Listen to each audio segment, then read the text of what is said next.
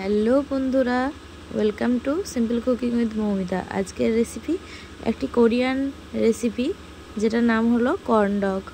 আশা করি সবাই খুব ভালো আছেন, আমিও খুব ভালো আছি। চলুন দেখা যাক একটি নতুন রেসিপি। প্রথমে আলুগুলোকে আমি কুচি কুচি করে এরকমভাবে ছোটো ছোটো কুচি কুচি কিউবের আকারে কেটে নিয়েছি। এবার গরম জলের মধ্যে সেদ্ধ করতে দেবো আলুগুলোকে। একটু সামান্য পরিমাণ লবণ দিয়ে আর সেদ্ধ করতে দিতে হবে। প্রায় 50%-এরও বেশি, প্রায় সেদ্ধ করে ফেলতে হবে, তবে বেশি গলিয়ে দেওয়া চলবে না। এবার ইস্ট ভিজিয়ে রেখেছিলাম, 1 কাপ ময়দার মধ্যে ওই ইস্টটা দিয়ে দিলাম।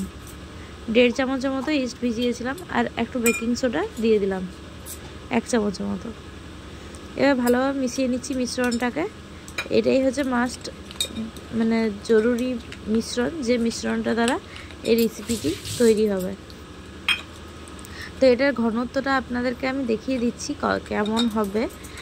খুব একটা গাঢ়ও হবে না, আর খুব একটা পাতলাও হবে না, ঠিক এই রকমভাবে ভালোভাবে মিশিয়ে নিতে হবে। আর যাতে একটুও লাম্পস না থাকে সেরকমভাবে মিশিয়ে নিতে হবে। এরপর ভালোভাবে মিশিয়ে ঢাকা দিয়ে কিছুক্ষণের জন্য রেখে দিতে হবে। তা করতে আমার এই যে কিউবের আকারে কেটে রাখা আলুগুলো প্রায় সেদ্ধ হয়ে গেছে। এগুলো আমি জল থেকে তুলে নিচ্ছি। এবার এটা শুকনো করতে হবে আলুগুলোকে। তো এটা কোরিয়ান যারা কে ড্রামা দেখে, তো তারা এই রেসিপিটা জানে, কোরিয়ান রেসিপি। এবার আলুগুলোতে একটু কর্নফ্লাওয়ার দিয়ে শুকনো করে আলুগুলোতে কর্নফ্লাওয়ার মাখিয়ে রেখে দিলাম। তো এই রেসিপিটা আমার মেয়ের পছন্দের একটি রেসিপি। ও দেখে এইসব রান্নাগুলো, কে ড্রামা বা কোরিয়ান বিভিন্ন ফুড কালচারে এইসব রান্নাগুলো দেখায়। ওরা সিনচান টিনচান দেখে, ওই সব জায়গাতেও এইসব রান্নাগুলো দেখায়। তো সেখান থেকেই ও আমাকে বলে যে মা, এই রেসিপিটা একদিন বানিয়ে খাওয়াও। তো একদিন আমি বাজার গিয়েছিলাম। বাজারে এই যে রেসিপিটা দেখাচ্ছি আজ আপনাদের, এটার কিন্তু দাম 100 টাকা করে বলছিল। তো তখন মেয়ে বলল যে খাবো। আমি বললাম ঠিক আছে, আমি বাড়িতে বানিয়ে দেবো। তো সেদিন ওকে খাওয়াইনি, তারপর বাড়িতে আমি বানিয়ে ওকে খাইয়েছি। তো এটা হচ্ছে চিজটাকে কিউব আকারে, আমি এরকমভাবে লম্বা লম্বা করে কেটে নিয়েছি। এরকমভাবে চিজগুলোকে কেটে আর এই কাঠিগুলোর মধ্যে ভরে দিতে হবে। আপনাদের কাছে যদি কাঠি নাও থাকে না, কোনো ব্যাপার নেই, কাঠি ছাড়াও কিন্তু আপনারা এই রেসিপিটা বানাতে পারেন। যেমন করে আমরা চিজ বল বানাই, সেরকমভাবেই কিন্তু এই রেসিপিটা আপনারা বানিয়ে ফেলতে পারেন। তো দেখুন, আমার কাছে যেহেতু কাঠিগুলো ছিল, আমি প্রত্যেকটা চিজ কিউবকে কাঠির মধ্যে ভরে নিচ্ছি। এরকমভাবে ভরে নিতে হবে। আর একটু পুশ করলেই কিন্তু পুরো কাঠিগুলো মধ্যে ঢুকে যাচ্ছিল চিজগুলো।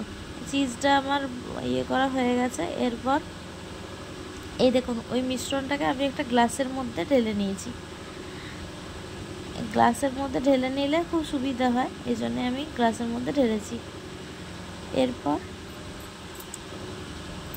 পরবর্তী প্রসেসটা দেখানোর আগে আমি ব্রেড ক্রাম্বসগুলো আগে ঢেলে নিই থালার মধ্যে। আমি বাজার থেকে কিনে আনা ব্রেড ক্রাম্বস ইউজ করেছি। এই ব্রেড ক্রাম্বসটা প্রথমে ঢেলে নিলাম। এরপর এর মধ্যে একটু ওই যে পিৎজা সিজলিং যে মশলাটা থাকে, অরিগানো, ওই মশলাটা একটু ছড়িয়ে দেবো। তাহলে এটা টেস্টটা কিন্তু খুব ভালো আসবে। এটা কিন্তু রেসিপির মধ্যে নেই, আমি এটা একটু টেস্টটা বাড়ানোর জন্য করেছি। দেখুন, যে কোনো বিদেশি রান্নাতে আমাদের ইন্ডিয়ান একটু ছাপ থাকবে না, তা কি হয় বলুন? তাই আমি এটা একটু ইন্ডিয়ান ছাপ রাখার চেষ্টা করেছি কোরিয়ান রেসিপির মধ্যেও। খেতে কিন্তু মন্দ হয়নি, ভালোই হয়েছিল। এরপর এই চিজ কিউবগুলোকে আমি এই ব্যাটারটার মধ্যে ঢুকিয়ে ফেলবো। ঢুকিয়ে দিলাম। এবার আলুটার মধ্যে আমি মাখিয়ে ফেলবো।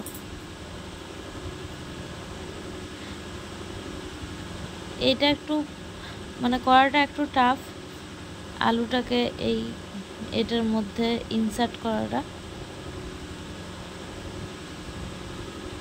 এরপর এই যে ব্রেড ক্রাম্বসটা আছে, ব্রেড ক্রাম্বসটার মধ্যে মিশিয়ে ফেলবো, ভালোভাবে মিশিয়ে দেবো।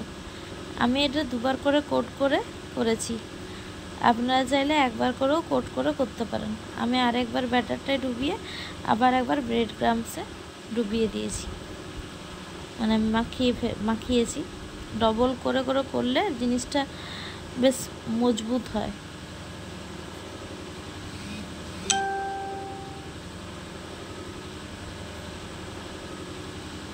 ভালোভাবে একটা শেপ দেওয়ার চেষ্টা করব।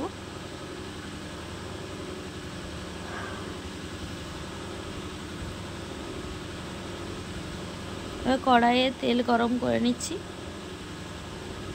আর আপনারা পারলে একটা মানে চ্যাপ্টা ধরনের কড়াইয়ের মধ্যে করবেন, যেটার মধ্যে কাঠিটা পুরোটাই ডুবে যাবে, সেরকম ধরনের কড়াইয়ে করার চেষ্টা করবেন। আমার এখানে কড়াইটা না ছোট হয়ে গেছে, আমি বুঝতে পারিনি এরকমভাবে এই কড়াইটার মধ্যে করলে এতটা অসুবিধা হবে। তো যাই হোক, আমি এরকমভাবে ভেজে নিয়েছিলাম। তাও একদিকটা দেখুন হচ্ছে, আর একদিকটা কিন্তু হচ্ছে না। আর যখনই চিজটা গলে যাচ্ছে না, ভেতর থেকে বাইরের দিকে চলে আসছে। তো এই সব জিনিসগুলো মাথায় রেখে, তেলের টেম্পারেচারটাকে ঠিক রেখে কিন্তু আমাদের এই জিনিসটাকে বানাতে হবে। লো মিডিয়াম হিটে আপনারা এটা ভাজবেন, এটা কিন্তু খেতে খুবই ক্রিস্পি হবে। আর আমি দেখুন তেলটা যেহেতু নিচের দিকটায় আসছে না, সেজন্য গরম তেলটাকে আমি হাতায় করে এরকমভাবে করেছিলাম। সবকটা আমার ভাজা হয়ে গেছে। এই যে এবার একটু উপর থেকে সস দিয়ে দিচ্ছি, তাহলে রেডি হয়ে গেল আমার কোরিয়ান কর্ন ডগ রেসিপি। সম্পূর্ণ ভেজভাবে বানিয়ে দেখানোর আমি চেষ্টা করেছি। এটা চিকেন দিয়েও হয়, তো পারলে একদিন অন্য কোনো দিন চিকেন দিয়ে দেখানোর চেষ্টা করব। এই যে আমি একটু আপনাদের সামনে খেয়ে দেখাচ্ছি, চিজগুলো কেমন সুতোর মতো বাইরে বেরিয়ে আসছে দেখুন। খেতে কিন্তু খুব টেস্টি হয়েছিল, একটা বড় মানে চপের মতো এক একটা দেখতে হয়েছিল। আমার তো খুব ভালো লেগেছে। আপনারা বানিয়ে খেয়ে বলবেন কেমন হয়েছে, রেসিপিটি কেমন লাগলো আপনাদের, অবশ্যই কমেন্ট বক্সে আমাকে জানাবেন। Thanks for watching this video. Tata.